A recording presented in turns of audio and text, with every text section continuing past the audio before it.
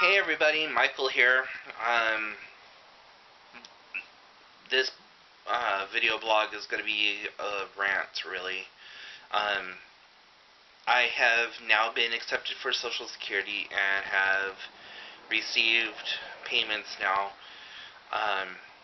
I now fully understand what the whole bitch is with Medicare and the different sections and the parts and all the other crap. It is confusing as hell, and why something so simple needs to be so damn complicated is beyond me. I've never, ever had to pay for my medications. Now I'm having to pay upwards of $30 and $40 for my meds, and this is just unheard of for me. The other day I went to go pick up my insulin, 3 of my antidepressants, and a mood stabilizer, and it came out to $48. How the hell is somebody who's on a fixed income supposed to afford $48 for medication that they never had to pay for before? According to Social Security, I'm only supposed to be getting $714 a month. If I'm having to pay $40 out of my pocket for medication to keep me alive, not even medication that I want to take, but medication that I have to take to keep me alive, how the hell is that how does that equate out?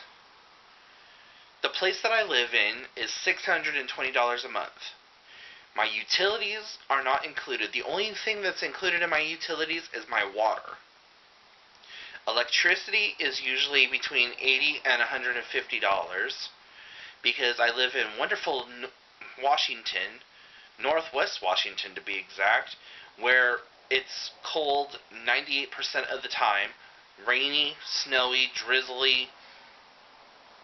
The only kind of heat that I have is propane or Central Electric. To get propane to fill up in my tank, it's about $200, or to run the central heating, it's about $300 or $400. I just don't understand what the thought process is. And when I got accepted on Social Security, I received like 12 different letters telling me I had this prescription coverage program, I had that prescription program. You know, I have 4 different prescription programs, yet the pharmacy that I'm going to is only acknowledging one of them. I don't understand what's going on here. How do you, I'm asking you as a viewer and somebody else who's looking at this for Social Security advice or what have you, how do you pay for everything? What corners do you cut? I just don't know what to do. I'm absolutely flabbergasted. I'm so upset. I just got back from the pharmacy at the time of making this video. I don't understand how they gouge you for the prescriptions. If your doctor prescribes it, it means you need it. And if you need it and your doctor has prescribed it, it should be covered under some kind of plan. Why do we have to pull out our pocketbooks when we live on limited incomes? I don't understand it. Never have, never will. I was comparing what I used to have on DSHS, which is Washington State's version of welfare. I was comparing what they covered versus what Medicare covers, and the state welfare covers more than what the national government covers. How the hell is that possible?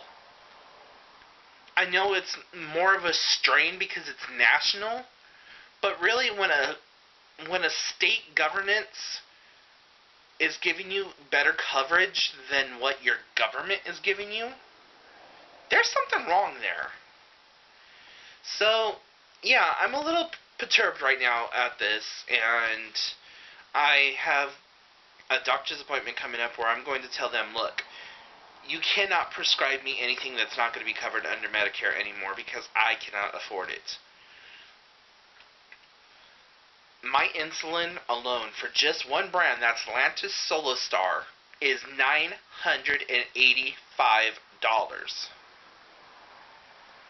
Medicare covered all except for $11 of it.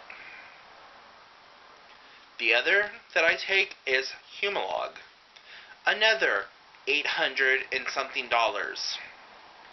Medicare covered all except for $11 of it. There's $22 right there.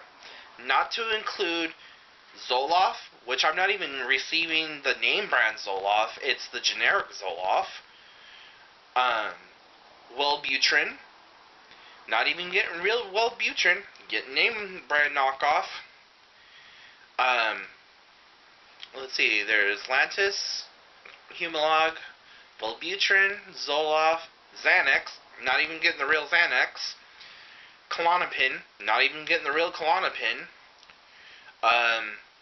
Yeah, the list goes on and on. I literally walk out with a grocery bag full of medications every month. I don't know how I'm going to do it if it's going to cost me $40-something a pop. The only way I possibly could do it is if I move, and, well, currently right now, I'm kind of stuck where I'm at, and I like being where I'm at. It's a spacious 2-bedroom, 1-bath house with a laundry room and everything else. All the apartments that I've looked at here, they do not allow pets, and I have 2 cats that I will not get rid of because they're service animals, really, is what they were, or what they are. They help calm my anxiety, my depression, and some of my anger. So, really, it's just that. They're my service animals. One of the apartments that I looked into, there's a huge waiting list on there. And because I'm only a single person, I can't have a 2-bedroom apartment. I have to have a 1-bedroom apartment. And because people who move into the 1-bedrooms never leave until they die, my name is now 53rd on a list when I got a call the other day saying, hey, if you can get a roommate, you can move into a 2-bedroom right now today. Sorry. I don't know too many people where I live, and the people that I do know from where I live, I really don't want anyone living with me from them. So, yeah, it's not that they're bad people or whatever. It's just one of those things that's, like, kind of iffy. I have an 11-year-old niece who happens to come over and spend quite a lot of time with me, and I don't need to have somebody that I need to run a background check on living with me, oogling and looking after my niece while I'm in the bathroom, or if I take off to the store real fast and she doesn't want to go with me. I don't want to have to chance someone touching her, because then you would be seeing this on the 11 o'clock, and yeah, that's not a good thing. So, anyways, enough about that stress and that bitch. I went and saw my doctor on Tuesday, and she is sending me to go see a specialist next week. That's the doctor's appointment that's coming up. And they are going to be putting me on an insulin pump. So I'm not sure how that's going to work. I don't know if it's a good thing or a bad thing or just a thing. Kind of nervous about it because I've heard some horror stories in the past. I've done a lot of research and it seems to be a better situation.